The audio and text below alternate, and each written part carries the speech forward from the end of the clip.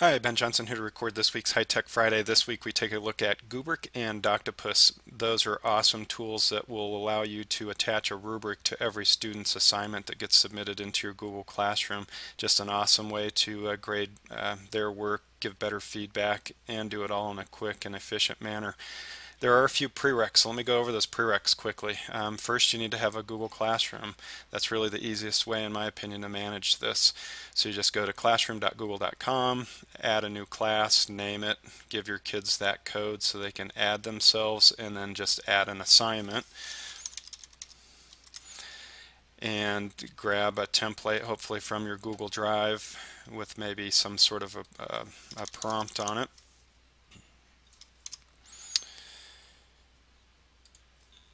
And then make a copy for each student. So that's a prereq to use your Google Classroom. If you're not familiar with the Google Classroom, Google it. It's an awesome tool. Okay, other prereqs. You need the Goobric extension, which is how you're going to bring the Goobric up as you're grading the student papers. To get that, you just go to the Chrome Web Store, type in Goobric, and you make sure that you add that. When it's available, you'll see it up here in your search bar. You'll see that in a minute. Okay, another prereq is that you need a rubric. I happen to like the Tech for Learning rubrics. It's a great software company out of California. So how do you make a Tech for Learning rubric? Well, first go to techforlearning.com, click on Recipes for Success on the left, and then go to Recipes again on the left here. Or I'm sorry, go to Tools, my apologies, Tools, Rubric Maker, and then you just simply pick a title. So I'll just call this Report 2, and you pick a grade level, and that just changes the vocab, and then you hit New. That makes the template for the new rubric. The reason I like the Tech for Learning rubric is that it includes a lot of categories that you don't see in other rubric tools. Like teamwork. If you're going to be using Google Docs, teamwork's important, so you might have one for cooperation. Spells that out. Might do teamwork for contribution. Again, it spells all that out. And then there's more traditional topics like writing and conventions, writing and word choice. So it has all of those typical topics, but it includes others that maybe haven't seen, like behavior, attitude. So I think a good 21st century skill here. So we'll add some more rows, and I can include as many as I'd like. Content, well, let's do research. So I'll do research and documentation. That's the bibliography. So you could make this as long as you'd like. When you're finished, you'll hit the floppy disk up here in the upper right. You'll choose either Excel or HTML. I'm just going to have you do HTML. You'll simply take your mouse and go ahead and copy that rubric, and it's just going to get pasted into a Google spreadsheet. So I'll show you that next. So we'll go into our Google spreadsheet. I'll do a new Google sheet, and I'll just call this report 2 rubric. So I'll change the name up here to report 2 rubric. Try and make that match the name of the assignment if you can, and then just paste that rubric in. And that didn't go very well. Let's try that again. Alright, that's better. I'll just go ahead and wrap this text by clicking the whole spreadsheet and just go to Format, Text Wrapping, Wrap. Okay.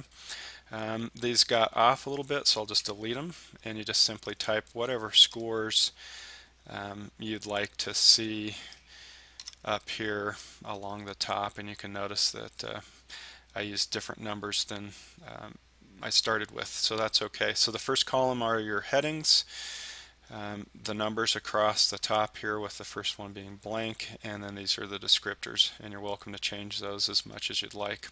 Okay, so we've got our rubric out of the way. Check out that Tech for Learning rubric site. Awesome tool. Alright, next we go back to our drive. We need a place to store the rubric scores, so we make another new spreadsheet, new sheet, and then I'll just call this rubric or report to rubric scores stored here. Okay, name it however you'd like. Now, at this point we need to use an add-on called Doctopus. And all that does is it just, again, it gives your a way for you to save those rubric scores and access the Google Classroom assignments. So I just go to add-ons. You would do get add-ons, and you would just go ahead and type in Doctopus, which is another awesome add-on that Andrew Stillman at New Visions Cloud Lab has created for us. We're lucky to have his expertise. So I would just add that, and then once you do, you'll go to add-ons, Doctopus, and you'll launch that. I'm just going to bring up a little wizard over here to kind of walk you through the steps. And the very first thing is you have to select a roster. Well, if you're using the Google Classroom, you can just ingest the Google Classroom roster, so you pick that.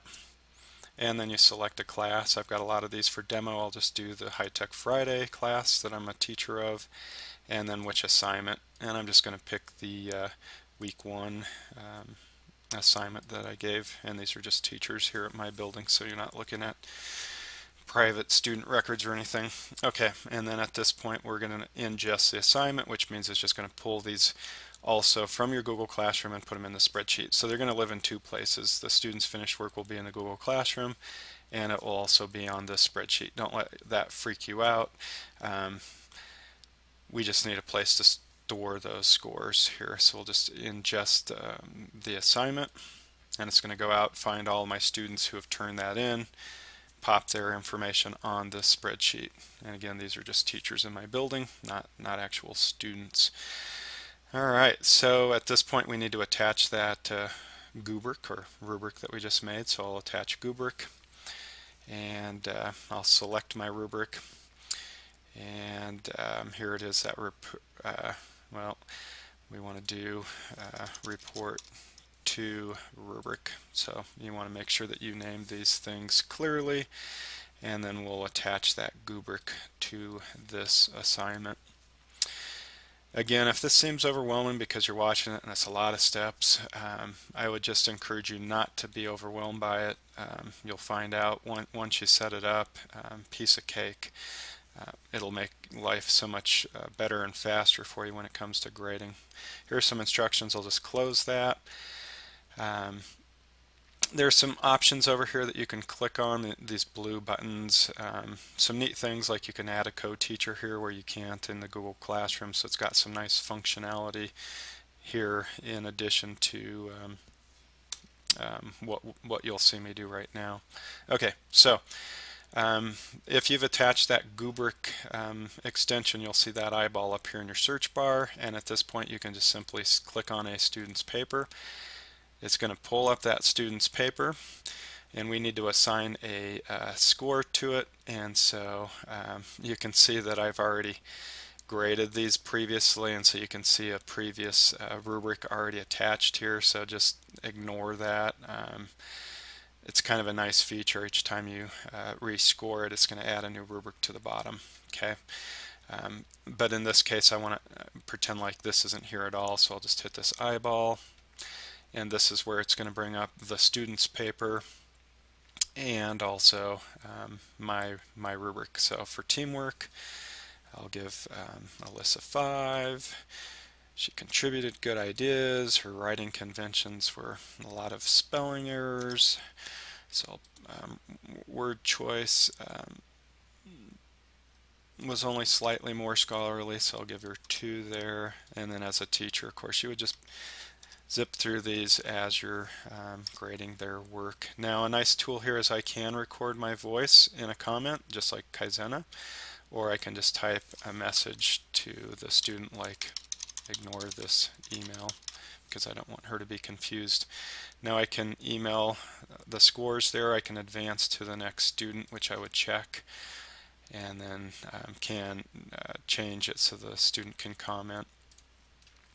Then I'll just hit submit, and it's going to bring me the next student's paper so that I'm ready to grade. Again, ignore this rubric. I've already graded this before. Um, Normally wouldn't see this until after it's already been graded. Okay, and again, I would just quickly punch through all of the scores that I need to give, as well as give some other comments here as well. And then I'll submit that and just keep zipping through all of the papers that my students have turned in.